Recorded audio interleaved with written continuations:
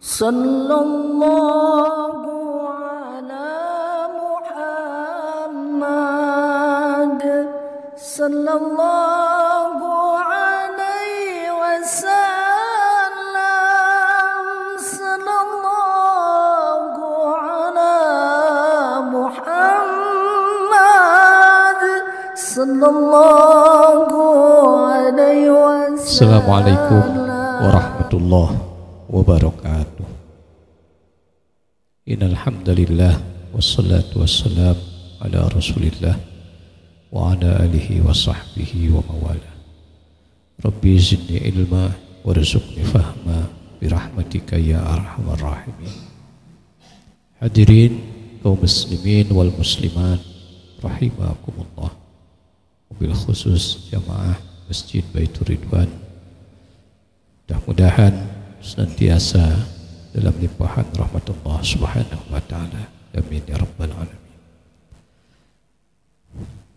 Di dalam Al-Quranul Karim, Allah subhanahu wa ta'ala memastikan inna ma'al usri yusra, inna ma'al usri yusra. Sungguh bersama kesulitan ada kemudahan. Bersama kesulitan ada kemudahan. Maka sebagai seorang muslim membaca ayat ini, kita diingatkan oleh Allah Subhanahu wa ta'ala bahwa satu keniscayaan dalam kehidupan ini, kita akan menghadapi berbagai macam kesulitan dan tantangan. Laqad khalaqnal insana fi kabad.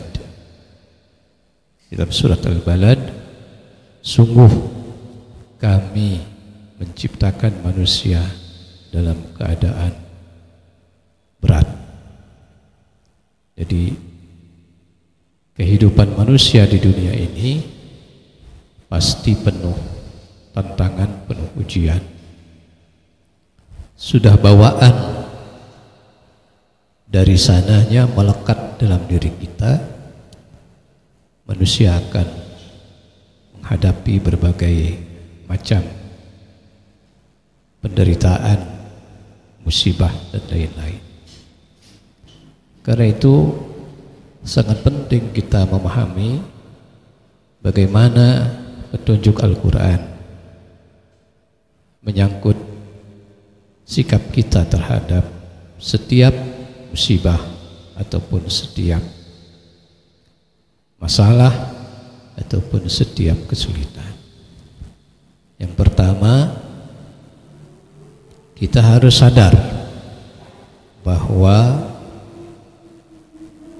anugerah, kebaikan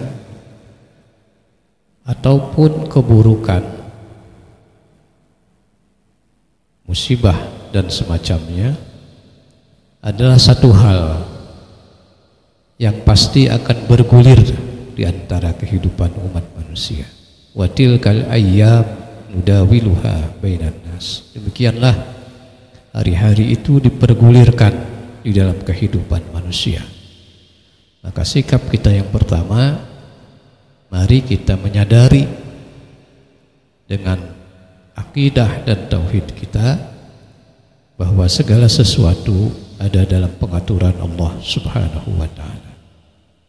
Itulah yang disebut dalam salah satu firman Allah juga, qul la yusibana illa ma kataballahu lana. Sampaikanlah wahai Rasul, tidak ada yang terjadi, yang dialami oleh seluruh manusia dalam kehidupan ini kecuali semuanya sudah tercatat, tertulis dalam ketetapan Allah Subhanahu wa ta'ala di Lauhil Mahfuz. Hadirin jamaah rahimakumullah. Sikap kedua, hendaknya kita meniru apa yang dilakukan para salafus salih, di mana mereka pernah menuturkan bahwa Kalau musibah itu atau kesulitan itu pasti datang, tidak ada yang bisa menghindari siapapun juga, maka mereka memilih untuk mensyukuri musibah yang terjadi. Mungkin di kalangan kita orang-orang awam, bersabar dalam menghadapi musibah adalah istilah yang paling populer. Tapi di kalangan orang-orang muqarrabin, orang-orang yang dekat kepada Allah, mereka punya istilah lain mensyukuri musibah. Sehingga diriwayatkan ketika Imam Ali Zainal Abidin ketika beliau sakit, dalam doanya beliau bermohon atau berdoa, ya Allah, aku tidak tahu dalam keadaan sakitku ini apakah lebih baik aku bersyukur ataukah aku bersabar atas penyakit ini. Karena ternyata saat aku sakit ini, aku lebih ingat kepadamu, aku lebih dekat kepada keluarga, dan aku lebih punya waktu untuk beribadah kepadamu. Maka contoh ini perlu dan bisa kita teladani dalam batas-batas kemampuan kita sebagai orang awam yang umumnya menganggap bahwa musibah itu termasuk sakit misalnya adalah sesuatu ujian, sesuatu cobaan. Hadirin kaum muslimin wal muslimat rahimakumullah. Nabi Daud alaihissalam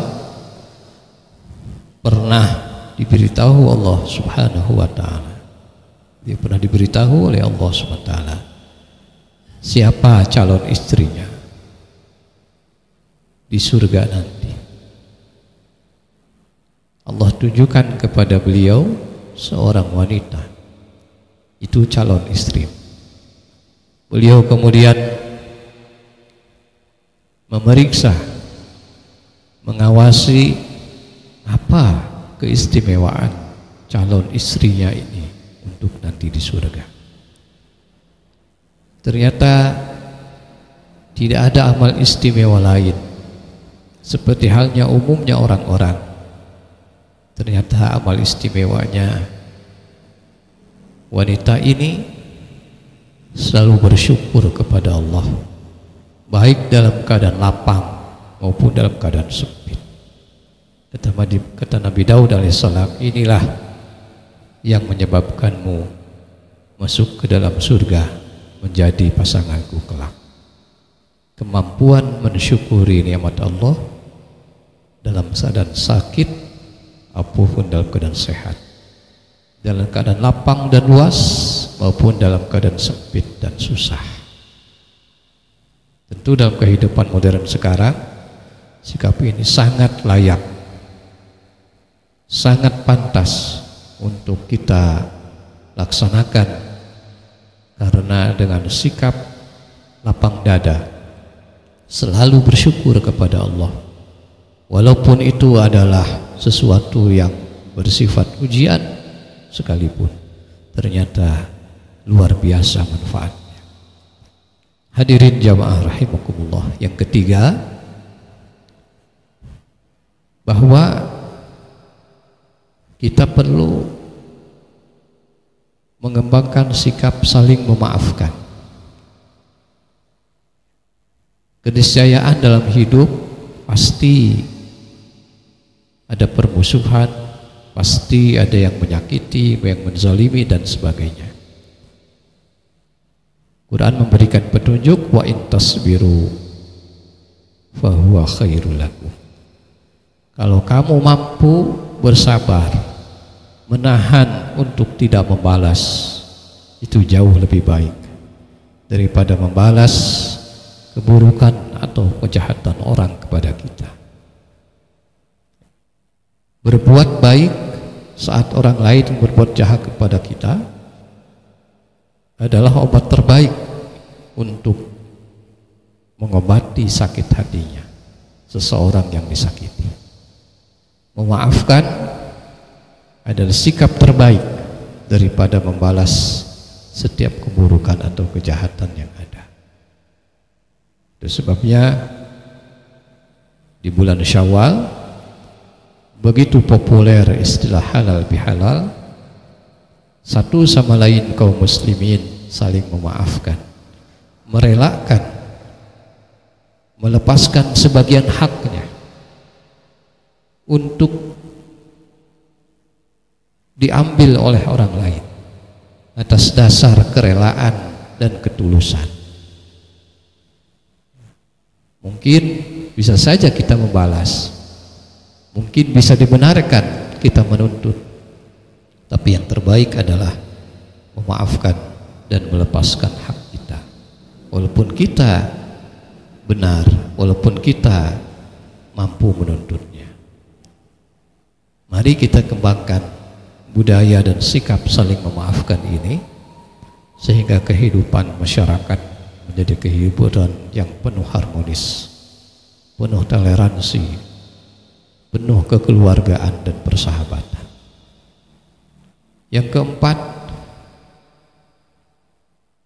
bahwa di awal tadi saya sampaikan, kehidupan itu satu keniscayaan, ada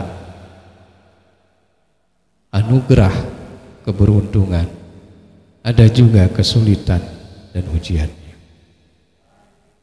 Tapi apakah keberuntungan itu membuat kita jadi bahagia atau tidak? Apakah sakit itu membuat kita menjadi lemah, putus asa, ataukah sakit itu membuat kita bersabar, tetap ibadah kepada Allah? Itu adalah sikap pilihan dari kita masing-masing. Maka agama mengajarkan kepada kita agar kita melihat atau mengubah sudut pandang terhadap sesuatu.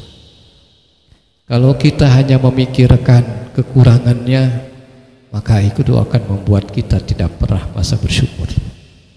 Kalau kita hanya mengingat rasa sakit yang sedang diderita, padahal sudah puluhan tahun kita sehat, maka mungkin akan membuat orang putus asa. Tapi kalau kita melihat, berpandangan, berpikir bahwa sakit yang kita derita ini adalah sesungguhnya sedikit dibanding saat dan waktu-waktu kita sehat, maka mungkin kita akan lebih menikmati saat kita sedang sakit.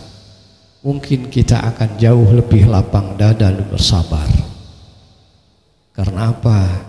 Karena cara berpikir, cara memandang sesuatu itu yang membuat kita merasa lapang dada, merasa kita berbahagia, atau membuat kita merasa sempit hati dan penuh penderitaan. Maka persoalan kehidupan itu dari dulu sudah ada yang kaya, sudah ada yang miskin, sudah ada yang namanya bahagia, sudah ada yang namanya susah, sudah ada yang punya anugerah, ada yang mendapat kesempitan, ada yang beruntung, ada yang kurang beruntung. Tapi pada intinya seluruhnya itu dipergulirkan oleh Allah kepada umat manusia. Tinggal kita, bagaimana sikap kita melihat dan memandang setiap apa yang Allah tentukan dalam kehidupan ini, apa yang bisa kita ambil. Apakah sisi cara pandang kebahagiaan, cara pandang yang bersyukur, atau cara pandang yang kita berputus asa ataupun berburuk sangka kepada ketetapan-ketetapan Allah. Nauzubillah. Karena itu sebagai seorang muslim, 4 hal ini, yang pertama menyadari bahwa kesulitan ada kemudahannya. Yang kedua, selalu kita mensyukuri sekecil apapun nikmat Allah, hatta itu sesuatu yang menurut kita adalah tidak baik dan tidak enak. Yang ketiganya, kita lebih mudah sekarang untuk memaafkan. Karena kalau tidak memaafkan, maka hati akan terus merasa sakit, merasa dendam, dan itu hanya akan menambah penderitaan.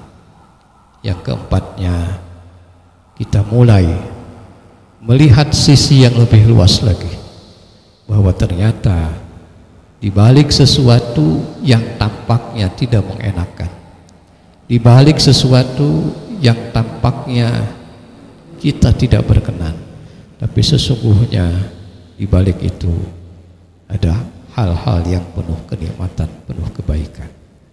Wa asa an takrahu syai'an fa huwa khairul lakum. Bisa jadi sesuatu yang tampak tidak kita sukai, tapi sesungguhnya di balik itu adalah ada kebaikan, ada keridhaan Allah. Kalau 4 hal ini dikembangkan, insya Allah kita menjalani kehidupan dengan lebih baik lagi, dengan lebih lapang lagi. Setiap kesulitan pasti ada kemudahan, dan selalu ada pertolongan-pertolongan dari Allah Subhanahu wa ta'ala. Maka kita menjalani kehidupan insya Allah akan menjadi kehidupan yang penuh kebaikan, kehidupan yang penuh kelapangan, kehidupan yang penuh keberkahan dan kebahagiaan. Sedikit ataupun banyak rezeki yang kita terima, besar atau kecilnya persoalan yang kita hadapi, banyak atau sedikitnya harta yang kita peroleh, semuanya tidak mengubah hati kita untuk tetap bersyukur kepada Allah Subhanahu wa ta'ala. Mudah-mudahan momentum bulan Syawal ini menguatkan rasa syukur kita kepada Allah, menguatkan semangat untuk saling memaafkan satu sama lain. Mudah-mudahan kehidupan kita bertambah harmonis, bertambah baik, bertambah berkahnya. Amin ya rabbal alamin. Hadani Allah wa iyyakum. Mudah-mudahan ada manfaatnya. Assalamualaikum warahmatullahi wabarakatuh.